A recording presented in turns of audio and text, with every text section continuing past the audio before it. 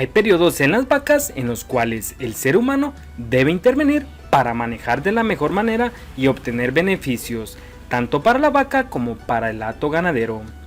Hay un periodo en el que hay que velar muy de cerca. Este periodo es denominado la vaca seca, que es frecuente en sistemas productivos de leche y en carne cuando hay destete. La transición de la vaca seca a la lactante es de mucha importancia, a pesar de no ser muy extenso, no es algo superficial y no debe pasarse por alto en los predios ganaderos. En ganaderías especializadas en leche o doble propósito, en la etapa del secado de la vaca hay que realizar una evaluación de la condición corporal, lo que nos permite determinar cómo está el manejo nutricional del animal. También en este momento se puede involucrar la dieta de transición y las sales aniónicas, importantes para el animal.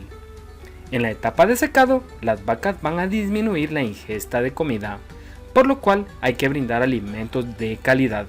La dieta debe estar basada con nutrientes para el fortalecimiento del animal. Se debe asegurar el bienestar y confort de los animales, tanto en ganaderías especializadas en carne, así como en leche. Hay que fijar la atención en este punto, pues el animal está en una etapa de transición y puede ver afectada su actividad diaria. En la etapa del secado podemos realizar vacunaciones para mejorar la calidad del calostro o mejorar su protección contra enfermedades reproductivas. Otra acción que podemos realizar en este periodo son las fumigaciones para controlar parásitos internos y externos.